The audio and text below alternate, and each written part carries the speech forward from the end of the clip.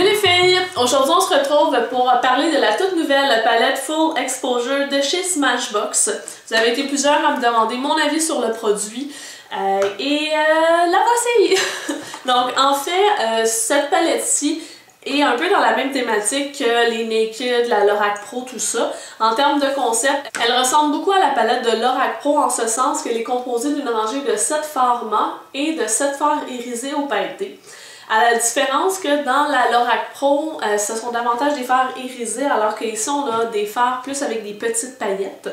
Donc en termes de fini, c'est un peu différent. Et ici on reste vraiment plus dans des neutres. On offre aussi des couleurs plus taupes, plus gris, ce qui est très apprécié. Donc on a les bons basiques là-dedans. Donc le produit contient cette palette-ci. Ça vient avec un pinceau qui est génial. Il y a 2 embouts. Le premier ici est un embout pour appliquer de l'ombre à paupières un peu partout et à bout arrondi. Tout ça, il est de 2 couleurs, donc pour appliquer les couleurs claires et les couleurs plus foncées. Vous pouvez vous amuser un peu avec ça. Et l'autre embout, c'est comme un 217 de MAC. Donc c'est un pinceau en forme de dôme, assez petit, assez touffu, qui fonctionne ultra bien pour faire le creux.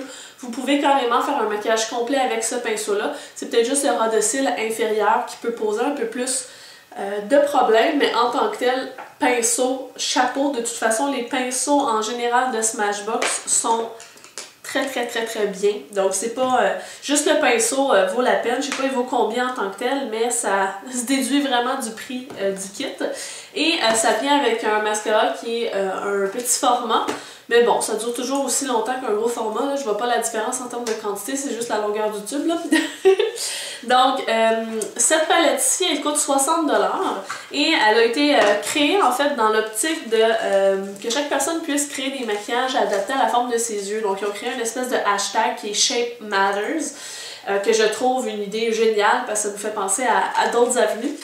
Et ça vient avec une espèce de petit guide comme ça ici, où on explique, bon, si vous avez, il y a un petit questionnaire, là, si vous avez l'extérieur de l'œil qui est plus haut que l'intérieur, vous avez possiblement tel type d'œil, blablabla, donc ça vous permet de catégoriser, de trouver quelle est la forme de votre œil.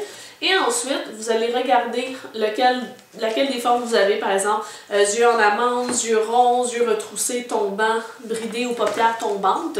Et vous avez des idées de tutoriels, d'application des couleurs.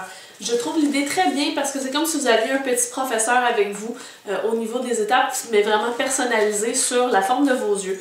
Donc c'est une super bonne idée. Donc si maintenant on parle de pigmentation, ces fards-ci sont moins pigmentés que ce qu'on va retrouver par exemple chez Inglot ou chez Urban Decay. Et ça c'est mon humble avis.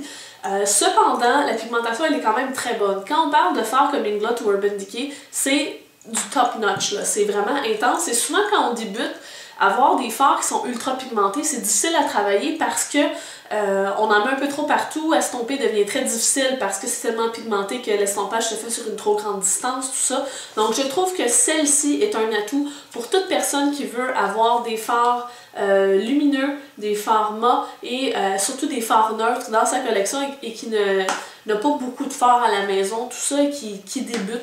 Je trouve que c'est vraiment un bel ajout.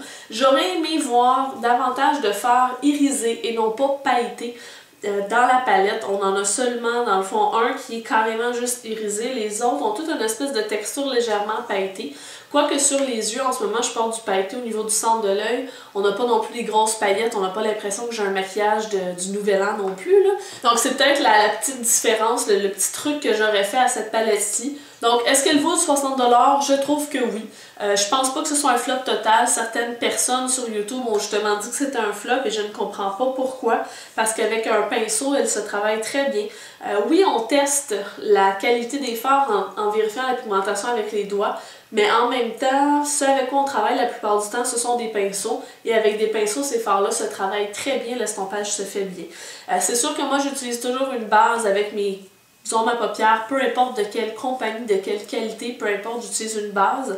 Donc ça peut avoir effectivement une influence. Parce que moi, en termes de tenue, je remarque pas nécessairement de différence entre ces fards-ci de Smashbox versus ma Urban Decay versus mes Coastal Scents, parce que j'utilise une base avant.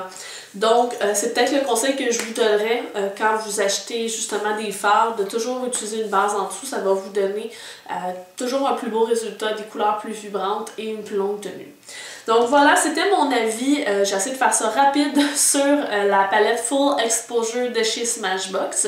Si jamais vous avez des questions plus précises ou qu'il y a des aspects que j'ai pas touchés, s'il vous plaît, mettez-les dans les commentaires en bas, ça va me faire plaisir de vous répondre comme à l'habitude. Donc sur ça, moi je vous souhaite une bonne fin de journée, puis on va se voir dans la prochaine vidéo. Bye les filles!